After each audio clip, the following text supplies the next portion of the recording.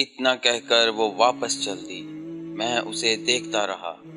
چلتے چلتے وہ تاریکیوں میں ڈوبتی چلی گئی اور میں سوچوں میں کھویا ہوا واپس گھر کی جانب چل دیا۔ اس کی باتوں نے مجھ پر عجیب سا تاثر چھوڑ دیا تھا۔ اندر کمرے میں پہنچ کر بھی دھیان اس کی جانب رہا۔ وہ زیادہ عرصہ نہیں ہوا تھا بلکہ تقریباً 3 ماہ قبرستان کی دوسری جانب پرانے اور خستہ حال کھنڈرات میں آباد ہوئے تھے۔ نہ جانے آباد کب سے تھے، دیکھا 3 ماہ قبل ہی تھا۔ وہ بھی اس گہری رات کی بات تھی کہ میں شہر سے واپس لوٹا تھا۔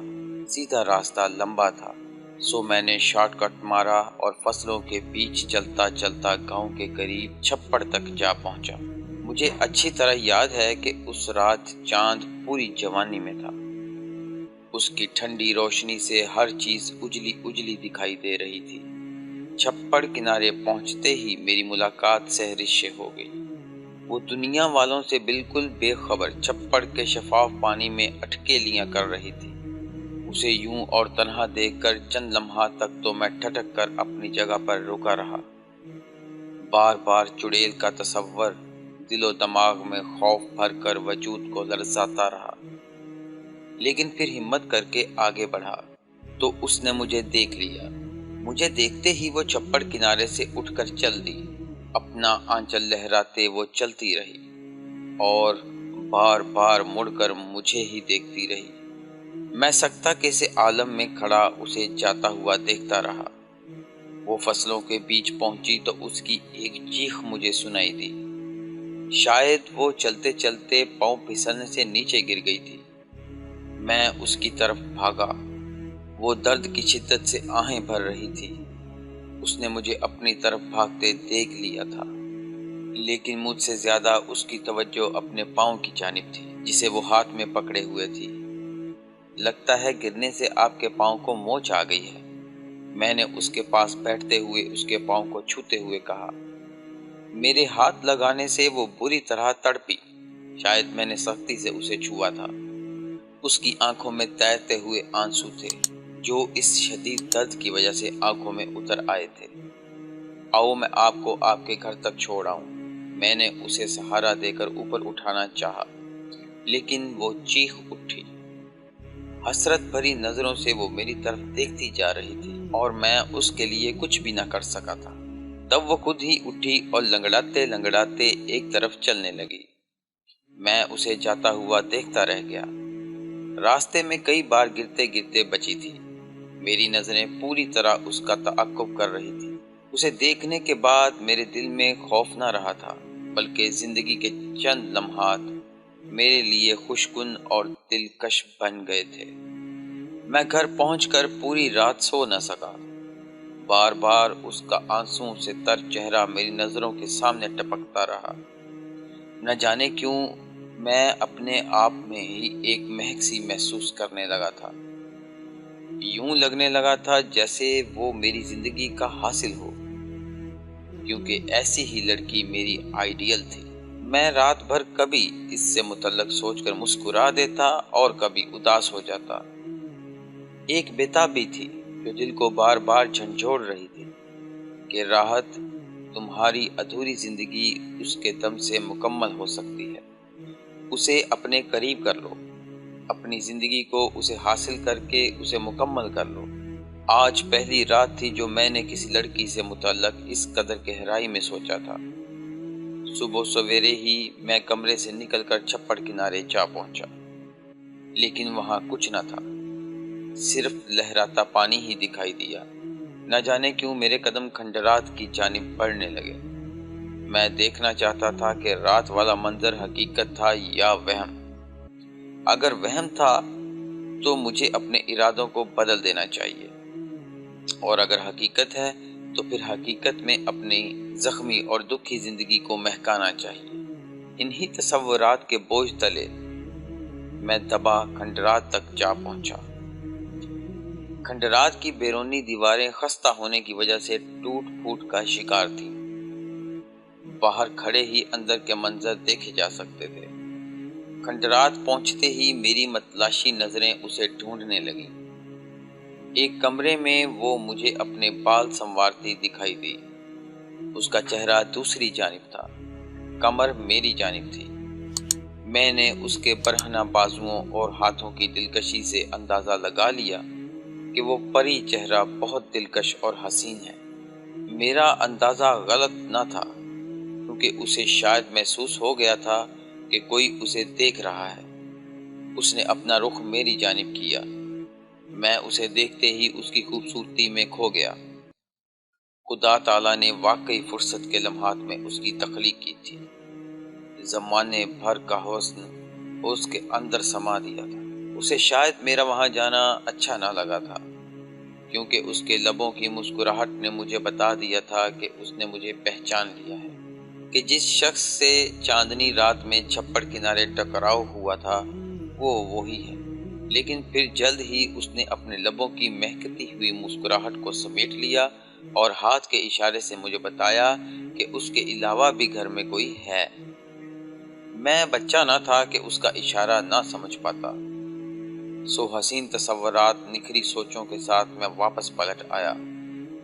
میں اسے چلتا ہوا دیکھنا چاہتا تھا کہ کہیں اس کے پاؤں میں درد تو نہیں ہے، لیکن ایسا نہیں تھا۔ وہ اب ٹھیک تھی اور اپنی رات والی تکلیف کو بھی بھلا چکی تھی۔ اسے خوش دیکھ کر میں بھی خوشی سے پاگل ہو گیا تھا۔ راہ چلتے اس کا حسین چہرہ میری نظروں کے سامنے رہا۔ جب تک گھر پہنچا وہ میرے دل و رگ میں سما چکی تھی۔ میں روز مرہ کے ماحول بھول گیا، صرف یاد تھا کہ اس کا چہرہ، اس کی مسکراہٹ۔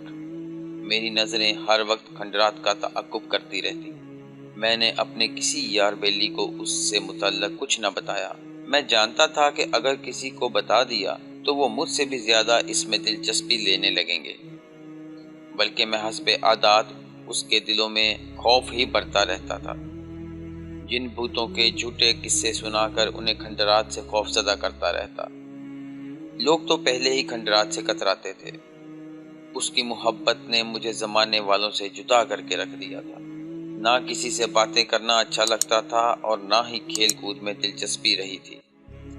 بس یہی دل چاہتا تھا کہ بالکل تنہا رہوں اور اس کے متعلق سوچتا رہوں۔ لیکن اسے کیا خبر کہ میں اس سے شدید محبت کرنے لگا ہوں۔ اس کے بنا جینے کا تصور بھی گھائل کر رہا ہے۔ مجھے دل کی پوشیدہ باتوں کو اس پر عیاں کر دینا چاہیے۔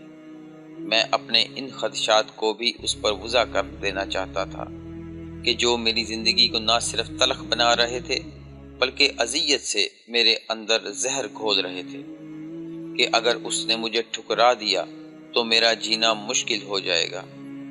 گردش خون میں چلنے والی سانسیں بوجھ بن جائیں گی، چہرے کی اجلی رنگت مرجھا جائے گی۔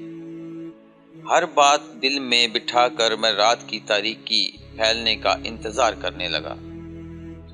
دن کے بعد رات اور رات کے بعد دن تو ہوتا ہے، یہ دستور زمانہ بھی ہے اور قانون قدرت بھی۔ چاہے لمحات ناگن بن کر ڈستے رہیں، چاہے مانند گلاب مہکتے رہیں۔ سو دھیرے دھیرے وقت گزرتا رہا۔ چمکتا سورج بے جان روشنی کے بعد زمین میں اپنی گردن دنساتا ہوا زمین کو تاریکیوں کے سپرد کر کے روح پوش ہو گیا۔ اندھیرا اجالے پر حاوی ہوتا چلا گیا۔ تاریکی کے خوف سے لوگ کمروں میں دبکتے چلے گئے۔ سناٹے خوف لیے وحشت بھرنے لگے۔ میں نے کمرے سے نکل کر دروازے کو کنڈی لگا دی اور بنا آہٹ کے صحن سے گزرتا ہوا باہر گلی میں آ گیا۔ گلی میں مکمل سکوت اور ہولناکی پھیلی ہوئی تھی۔ میرے قدم چھپڑ کے کنارے کی جانب بڑھتے چلے گئے۔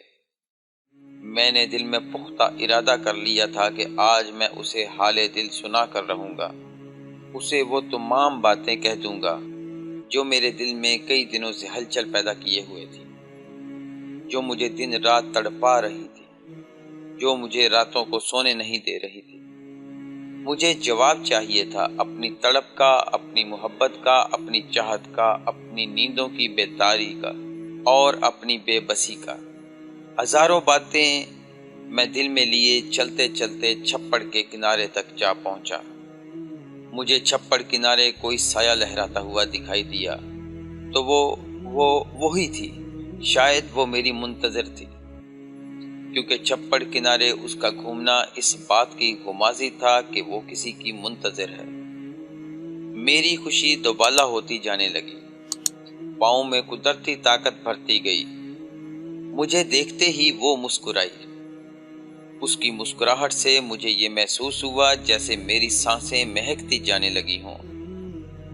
آ گئے میرے شہزادے، میں تمہاری ہی منتظر تھی۔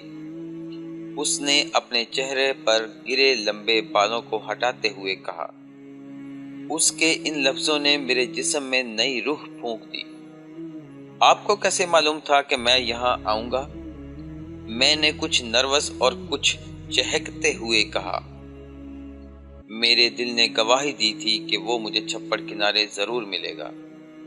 اوہ، تو آپ کا دل گواہیاں دینے لگا ہے، میں نے اس مرتبہ پیار بھرے لہجے میں کہا۔ وہ مسکرا دی۔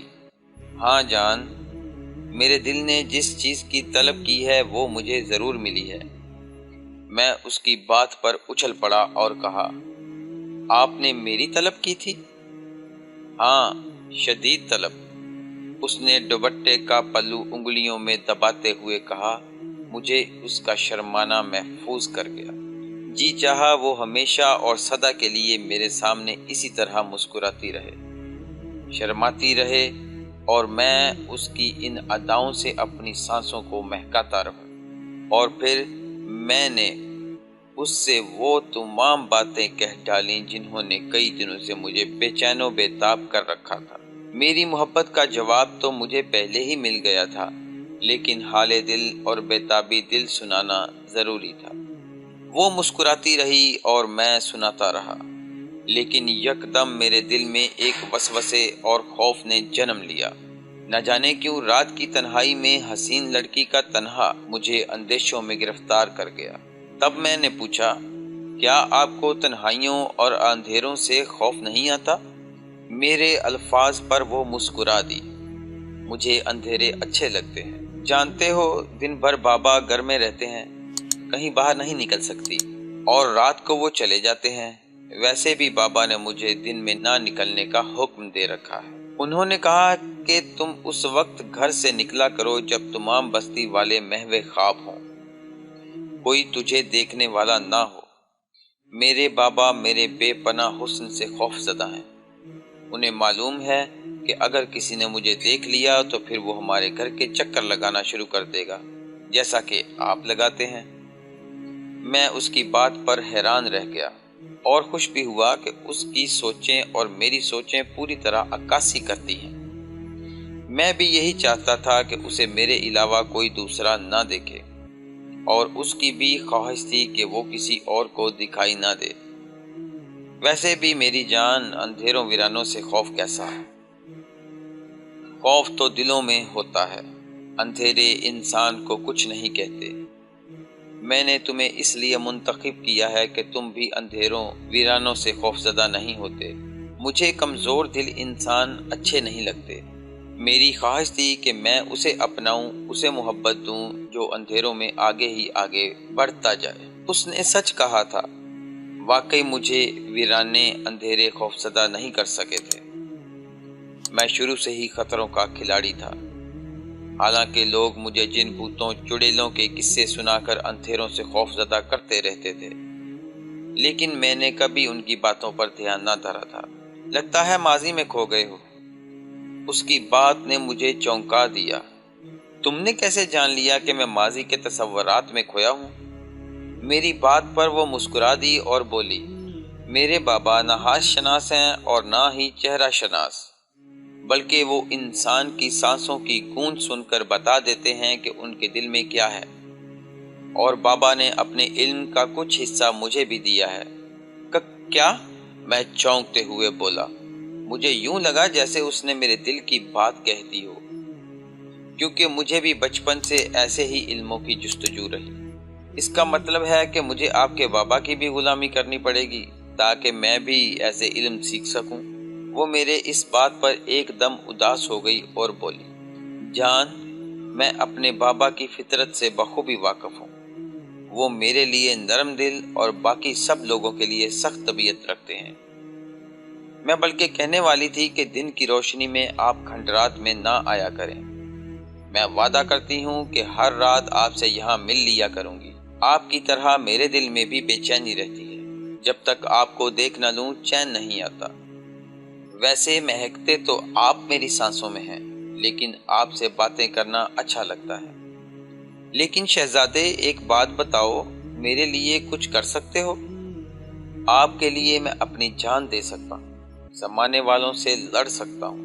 وہ مسکرا دی اور بولی، بس جان یہی چاہتی ہوں کہ آپ میرے لیے اتنا کچھ کر جائیں کہ بابا تم پر راضی ہو جائیں اور بن مانگے ہی میرا ہاتھ آپ کے ہاتھوں میں دے دیں۔ کاش ایسا ہو جائے۔ میں نے کہا تو وہ مسکرا دی اور بولی، آپ کا دوست فیاض، بس آپ اس سے نہ ملا کریں، وہ اچھا انسان نہیں ہے۔ فیاض کا نام سنتے ہی میرے تن بدن میں آگ لگ گئی، کیونکہ میں اس کی فطرت سے بخوبی واقف تھا۔ تبھی میں نے کہا، بتاؤ کیا کہا اس نے؟ سہرش روحان سی ہو گئی اور بولی، بس آپ اس سے ملنا چھوڑ دیں۔ پلیز سہرش بتاؤ تو صحیح، اس نے کیا کہا ہے آپ سے؟ مجھے صرف بتا دو، پھر دیکھنا اس کا وہ حال کروں گا کہ وہ زندگی بھر یاد رکھے گا۔ پلیز بتاؤ کیا کہا ہے اس نے؟ میں غصے سے تپتے ہوئے بولا، کل شب میں یہاں تمہارا انتظار کر رہی تھی کہ وہ کہیں سے چلا آیا۔ مجھے تنہا دیکھ کر اس کی آنکھوں میں ہوس بھر آئی۔ چھی چھی، بری شکل والا۔ میں نے اس کے منہ پر تمانچہ دے مارا، لیکن وہ نہایت بے غیرت ثابت ہوا۔ دھمکیاں دے کر گیا تھا کہ اس تھپڑ کا بدلہ ایسا لوں گا کہ تم اپنے آپ کو بھی منہ نہ دکھا سکو گی۔ سہرش کی باتوں نے میرے دماغ میں طیش بھر دیا۔ میں چیخا، اس کی یہ جرت، اس کا ایسا حال کروں گا کہ یاد کرے گا۔ نہیں جان، آپ اسے کچھ نہ کہنا، خام خواہ دشمنی پڑ جائے گی۔ بس اس سے کنارہ کشی اختیار کر لیں۔ نہیں سہرش نہیں، میری خاموشی سے وہ فائدہ اٹھا سکتا ہے اور تمہیں کوئی نقصان پہنچا سکتا ہے۔ میری بات سن کر وہ مسکرائی اور بولی، شہزادے، اب میں جان گئی ہوں کہ میرا انتخاب غلط نہ تھا۔ میں نے کسی جرت مند انسان سے محبت کی ہے، بہادر انسان کو چاہا ہے۔ اگر تم نے فیاض کو سبق سکھانا ہی ہے تو پھر تم اس کا قتل کر دو۔ امید کرتا ہوں آپ کو ویڈیو پسند آئی ہوگی۔ اگر ویڈیو اچھی لگی ہے تو لائک اینڈ شیئر ضرور کیجئے گا، and don't forget to subscribe our channel Muslim Muallim online. Thank you for watching. اللہ نگہبان۔